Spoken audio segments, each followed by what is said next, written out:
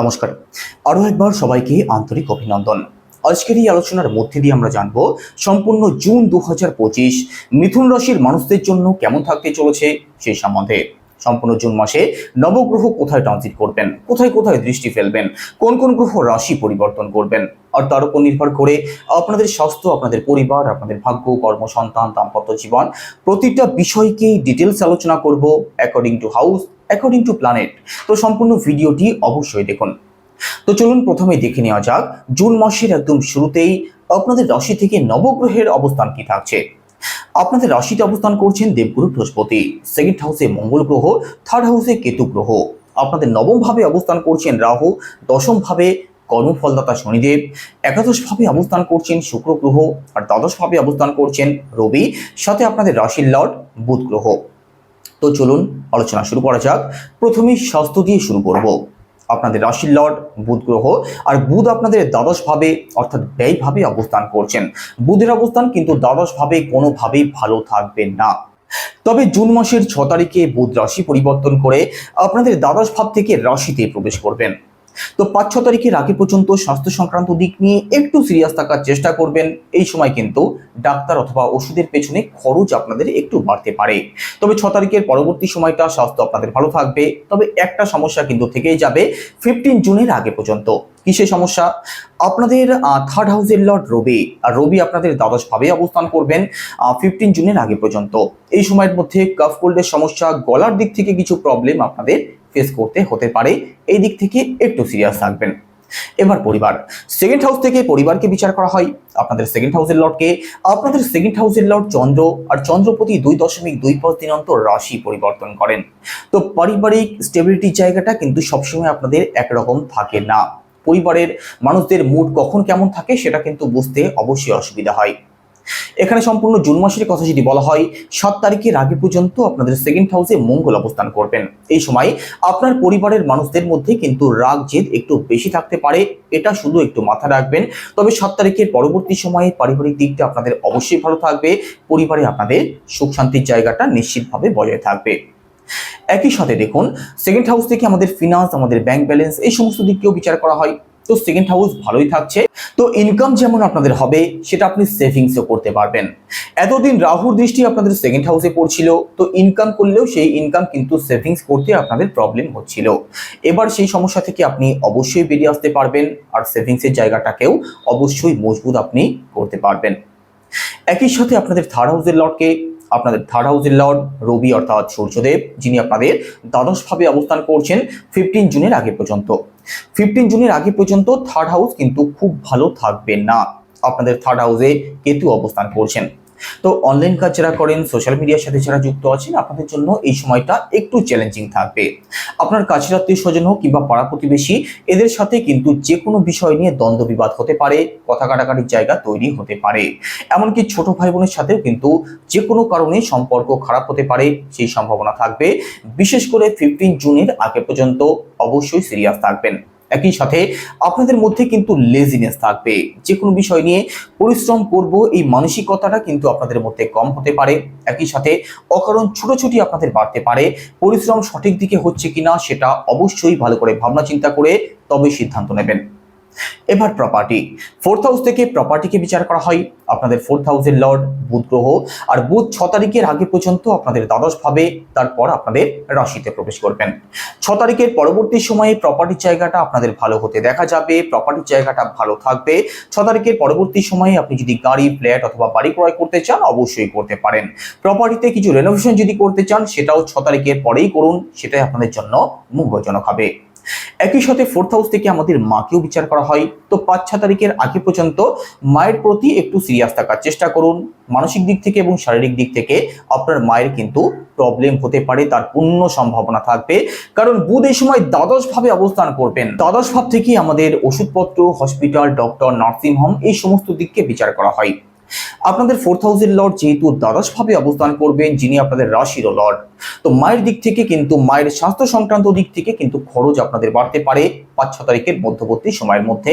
তার পরবর্তী সময়টা অবশ্যই ভালো থাকবে। একই সাথে পড়াশোনার কথা যদি বলা হয় তো পড়াশোনাও আপনাদের ভালো চলবে, তবে 5-6 তারিখের পর থেকে সম্পূর্ণ জুন মাস এই সময়টাতেই পড়াশোনার জায়গাটা আপনাদের আরো ভালো হতে দেখা যাবে। 5-6 তারিখের আগে পর্যন্ত পড়াশোনার দিক থেকে কিন্তু মন আপনাদের ডাইভার্ট থাকতে পারে। এই সময়ে এডুকেশনাল বড় কোনো সিদ্ধান্ত না নেওয়াটাই আপনাদের জন্য বেটার হবে। তো পড়াশোনাতে কিছু পরিবর্তন যদি করতে চান, নতুন অ্যাডমিশন যদি নেওয়ার থাকে, সেক্ষেত্রে 5-6 তারিখের পরবর্তী সময়টাই আপনাদের জন্য ভালো নয়, অতি ভালো সময় থাকবে। এবার রিলেশন, পঞ্চম ভাব থেকে রিলেশনকে বিচার করা হয়। আপনাদের পঞ্চম ভাবের লর্ডকে, আপনাদের পঞ্চম ভাবের লর্ড ভেনাস অর্থাৎ শুক্র গ্রহ কোথায় ট্রানজিট করছেন? আপনাদের একাদশ ভাবে অবস্থান করছেন, প্রেমের কারক লাভ স্থানে অবস্থান করছেন। তো রিলেশন সংক্রান্ত দিক থেকে লাভবান হওয়ার পূর্ণ সম্ভাবনা কিন্তু আপনাদের রয়েছে। নতুন কোনো রিলেশন যেমন আপনাদের হতে পারে, একই সাথে রিলেশনে যদি কোনো প্রকার কোনো সমস্যা থাকে তার থেকেও আপনি নিশ্চিতভাবে বেরিয়ে আসতে পারবেন। এখানেই শেষ নয়, আপনার যিনি গার্লফ্রেন্ড আছেন অথবা বয়ফ্রেন্ড আছেন তার থেকে আপনি এমন কোনো গিফট পেতে পারেন যেটা আপনি আশাই করেননি। সেক্ষেত্রে আপনার পঞ্চম ভাব কি অবস্থায় আছে সেটা কিন্তু অবশ্যই বিচার করে দেখতে হবে আপনার পার্সোনাল বাচ্চাটে। তো এখানে রাশি অনুযায়ী কিন্তু অত্যন্ত ভালো সময় থাকবে। রিলেশনের দিক থেকে পজিটিভ পরিবর্তন অবশ্যই আসবে। যাদের মধ্যে কথাবার্তা বন্ধ হয়ে আছে অথবা যাদের মধ্যে মুখ দেখাদেখি বন্ধ হয়ে গেছে তাদের কিন্তু পুনরায় কথা শুরু হতে পারে জুন মাসের মধ্যে, সেই সম্ভাবনা রয়েছে। লাভ ম্যারেজ যারা করতে চাইছেন আপনাদের জন্যও বিশেষ ভালো সময় থাকবে। একই সাথে পঞ্চম ভাব থেকে আমাদের সন্তানকেও বিচার করা হয়, তো সন্তান পক্ষ তো আপনাদের অতি উত্তম থাকবে। ফ্যামিলি প্ল্যানিং যারা করতে চাইছেন সম্পূর্ণ জুন মাস আপনাদের জন্য একটি আদর্শ সময় থাকবে। তো ফ্যামিলি প্ল্যানিং অবশ্যই করুন, সন্তান সুখ আপনাদের নিশ্চিতভাবে প্রাপ্তি হবে। একই সাথে সন্তানের কেরিয়ার নিয়ে, সন্তানের স্বাস্থ্য নিয়ে যারা সমস্যার মধ্যে আছেন তার থেকেও সম্পূর্ণ জুন মাসের মধ্যে আপনি বেরিয়ে আসতে পারেন। এবার দাম্পত্য জীবন, সপ্তম ভাব থেকে দাম্পত্য জীবনকে বিচার করা হয়। আপনাদের সপ্তম ভাবের লর্ডকে, আপনাদের সপ্তম ভাবের লর্ড দেবগুরু বৃহস্পতি কোথায় ট্রানজিট করছেন? আপনাদের রাশিতে অবস্থান করছেন। এতদিন দেবগুরু বৃহস্পতি শত্রুর ঘরে অবস্থান করছিলেন, তো প্রবলেম কিন্তু অবশ্যই তৈরি করেছেন। ছোটখাটো হোক কিংবা বড়সড়, দাম্পত্য জীবনের দিক থেকে কিন্তু আনস্যাটিসফ্যাকশন অবশ্যই ছিল। কারণ দেবগুরু এতদিন শুধু শত্রুর ঘরে অবস্থান করছিলেন সেটাই নয়, দ্বাদশ ভাবে অবস্থান করছিলেন।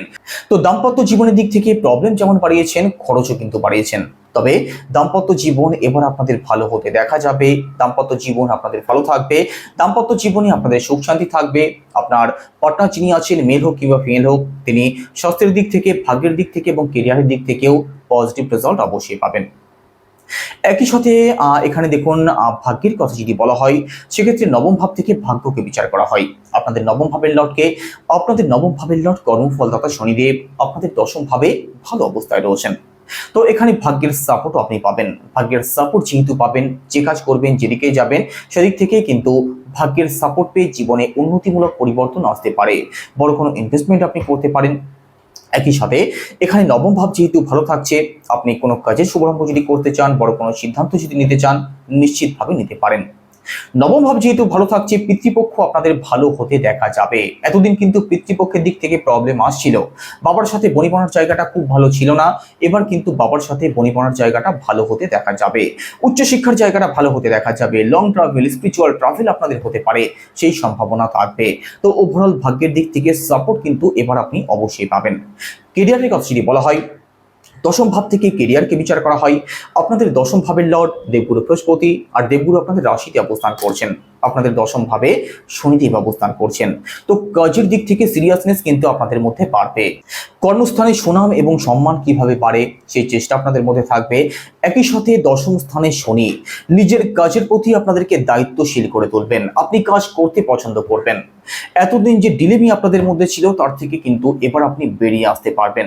অর্থাৎ কাজের প্রতি আপনি যখন সিরিয়াস হয়ে যাবেন, কাজের দিক থেকে আপনাদের উন্নতির সম্ভাবনা রয়েছে, সুনাম সম্মান বৃদ্ধির পূর্ণ সম্ভাবনা থাকবে। একই সাথে যারা চাকরির চেষ্টা করছেন আপনাদের জন্যও সম্পূর্ণ জুন মাস অত্যন্ত ভালো থাকবে। তবে চেষ্টা কিন্তু আপনাদের করতে হবে, কারণ চেষ্টা ছাড়া কোনো দিক থেকেই সফলতা অর্জন করা যায় না। আপনি যদি একটু চেষ্টা করেন সেক্ষেত্রে ভাগ্যের সাপোর্ট পাচ্ছেন, কর্মস্থানেও আপনাদের ভালো থাকছে, আপনি কিন্তু অবশ্যই সফল হতে পারেন। ব্যবসার কথা যদি বলা হয় তো সপ্তম ভাব থেকে ব্যবসাকে বিচার করা হয়। আপনাদের সপ্তম ভাবের লর্ড দেবগুরু বৃহস্পতি আপনাদের রাশিতে অবস্থান করছেন। তবে বুধ যিনি ব্যবসার কারক, 5-6 তারিখের আগে পর্যন্ত বুধের অবস্থান কিন্তু ভালো থাকবে না। তো 5-6 তারিখের পরবর্তী সময়টাতে ব্যবসার জায়গাটা আরো বেটার হতে দেখা যাবে। ব্যবসার দিক থেকে যে লস এতদিন হচ্ছিল, ব্যবসার দিক থেকে ঠিকঠাকভাবে পরিশ্রম করেও যে সফলতা প্রাপ্তি হচ্ছিল না, তার থেকে কিন্তু এবার অবশ্যই বেরিয়ে আসতে পারবেন।